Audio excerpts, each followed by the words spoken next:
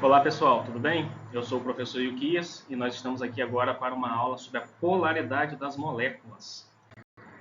Para nós entendermos a polaridade das moléculas, nós dependemos de alguns conhecimentos prévios, que são entender sobre a polaridade das ligações e a compreensão das ligações químicas e também da geometria molecular. Eu gravei outros 2 vídeos anteriores falando exatamente sobre esses assuntos. Então, se você não viu o vídeo sobre polaridade das ligações nem geometria molecular, volta lá no canal e veja os vídeos que eu gravei anteriormente sobre esses assuntos. Certamente vai te dar uma base legal para poder compreender esse assunto da polaridade das moléculas.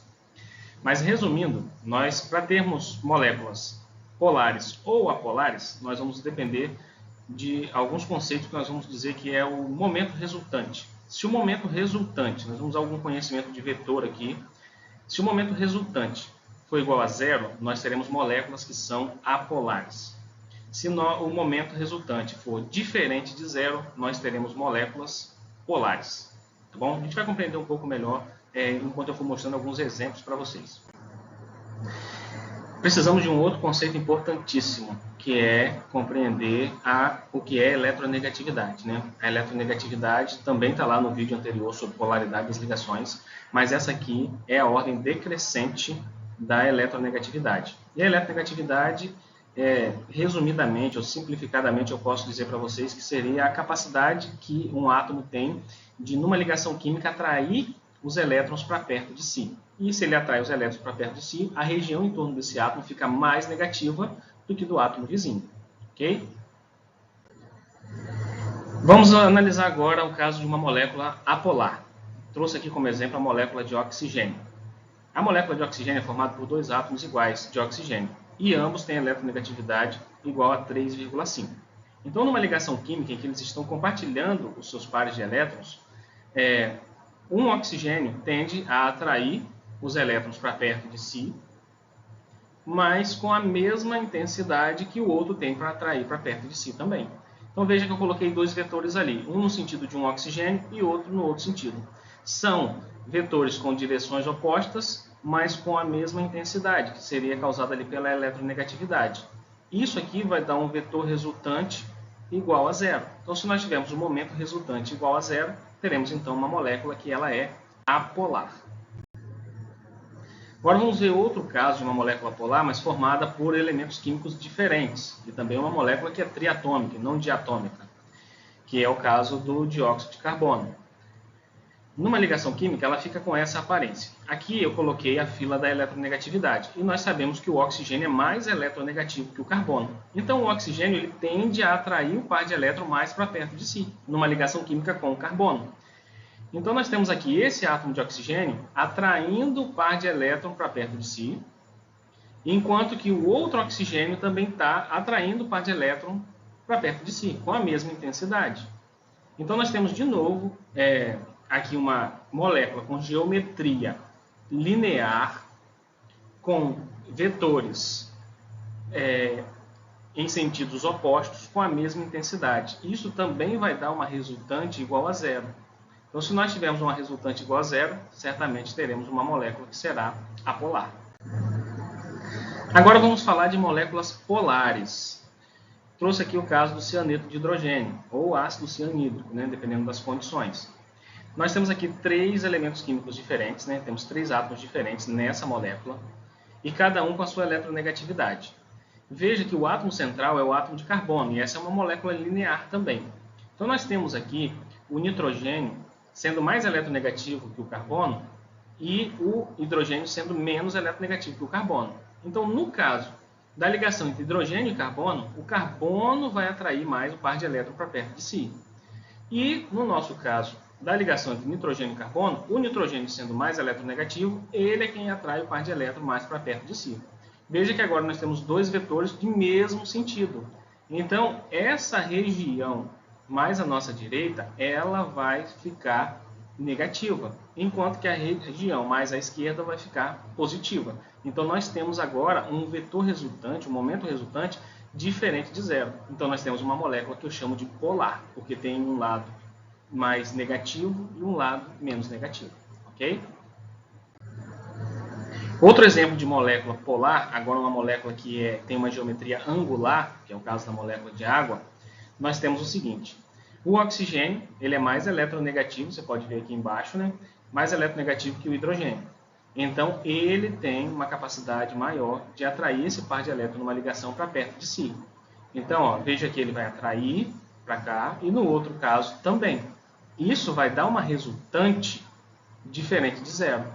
Então, a região próxima ao oxigênio vai ser negativa e as regiões próximas ao hidrogênio serão positivas. Então, nós teremos uma molécula que ela é polar. Ela possui dois polos, polo negativo e polo positivo.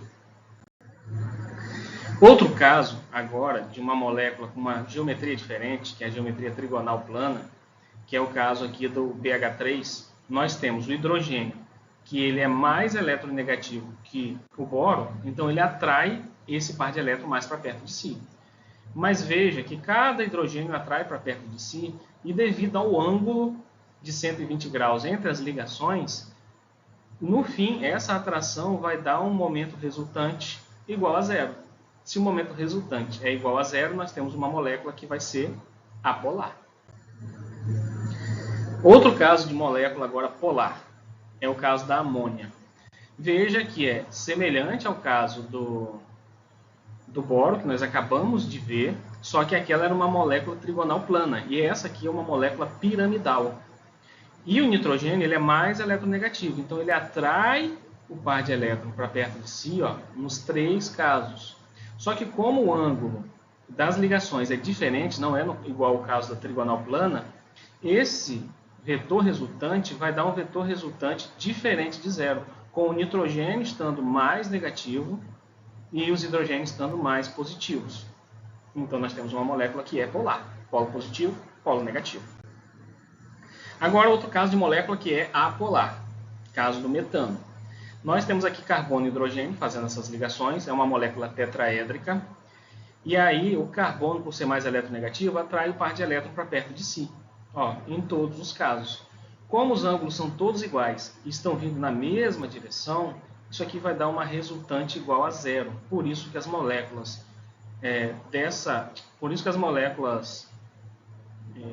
que fazem ligação, onde os hidrogênios são todos ligações simples com o carbono, elas vão ser moléculas apolares. Eles são chamados de hidrocarbonetos. A gente vai ver isso mais à frente também. Agora, o outro caso de molécula polar, envolvendo também carbono e hidrogênio, só que agora você tem aqui o carbono fazendo as 4 ligações simples, mas nós temos o flúor, que é um elemento diferente. Então, nós temos os 3 hidrogênios, né, tendo seu par de elétron arrastado para próximo do carbono, e o flúor, como é mais eletronegativo que o carbono, puxa os elétrons para perto de si. Dessa forma, vai dar uma resultante que é diferente de zero, logo nós teremos uma molécula polar, onde temos um polo negativo lá no flúor e um polo positivo aqui nos hidrogênios. Vou dar algumas dicas para vocês, para que fique bem claro e você possa compreender com maior facilidade. Talvez você está olhando e pensando assim, nossa, negócio de vetores e momento e resultante muito complexo. Então, vou dar algumas dicas práticas aqui que vai facilitar a sua vida na hora de compreender a polaridade das moléculas.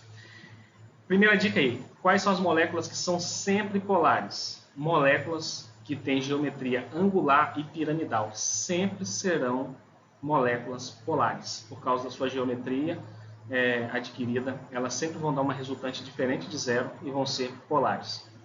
Moléculas que são sempre apolares, os hidrocarbonetos. Molécula que só tem carbono e hidrogênio, essas moléculas são sempre apolares. Outra dica preciosa aí, essa aqui vai ajudar com todas as moléculas, inclusive nas dicas anteriores, né? Essa aqui é uma dica mais universal. O que você tem que fazer? Você tem um átomo central e ao redor dele você tem ali os pares de elétrons, tanto ligantes quanto não ligantes, né? Os que fazem ligação com o elemento e aqueles que sobram. Então você vai contar todos os pares de elétrons, ligantes e não ligantes, e você vai subtrair pela quantidade de átomos que tem ao redor do átomo central. Se o valor for igual a zero, a molécula ela é apolar. Se o valor for diferente de zero, a molécula vai ser polar. Vamos ver alguns exemplos? Trouxe aqui 4 moléculas para nós podermos analisar. Na primeira molécula, olha quantos pares de elétrons tem ao redor do átomo central. 1, 2, 3, 4. E quantos átomos nós temos ao redor dele? Apenas 2. Então, 4 menos 2 dá 2. Se deu diferente de 0, a molécula vai ser polar. E veja que essa é uma molécula de geometria angular. Se a geometria é angular, a molécula vai ser polar, como a gente já havia dito.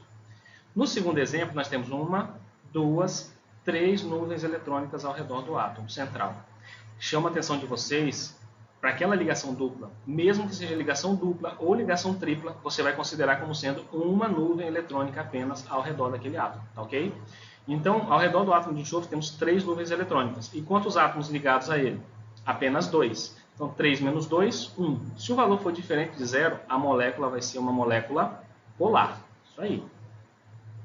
No terceiro caso, nós temos aqui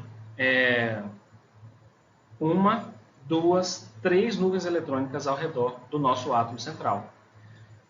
Porém, nós temos apenas 2 átomos que são iguais. Veja que não pode confundir. Não é só a quantidade de átomos que tem ao redor. Tem que ser átomos iguais. Nós temos 2 hidrogênios e 1 oxigênio. Então, temos 3 nuvens eletrônicas. Só 2 átomos iguais, que são os hidrogênios, então nós teremos molécula polar. Se eu pego 3 menos 2, 1. Ou então, se eu pego óleo para o oxigênio ali, 3 menos 1, 2. Se o valor dá diferente de 0, a molécula vai ser polar. No nosso último exemplo aqui, nós vamos perceber o seguinte. Temos 2 nuvens eletrônicas e 2 elementos iguais, 2 átomos iguais. Então, 2 menos 2, 0. Então, no caso dessa molécula, ela é uma molécula apolar.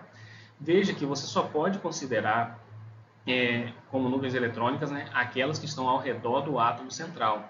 Note que eu não considerei em momento algum as nuvens eletrônicas que estão ao redor dos átomos que são periféricos. Beleza? Um último fator aqui sobre a polaridade das moléculas, que assim, é uma regra geral, tem suas exceções, mas diz o seguinte: semelhante dissolve semelhante. Nós então temos o seguinte: uma molécula polar vai conseguir dissolver uma molécula polar. E uma molécula apolar vai conseguir dissolver molécula apolar. Por isso que você tem o seguinte: quando você coloca água e álcool, eles se dissolvem, se misturam ali. Então, se há essa dissolução, é porque os dois são semelhantes. E realmente os dois são polares. Quando você pega água e óleo e tenta dissolver os dois, você repara que essa dissolução não ocorre. Por quê? Porque a água é polar e o óleo ele é apolar. Então fica aí como regra geral que semelhante dissolve semelhante. Valeu, pessoal. Até a próxima.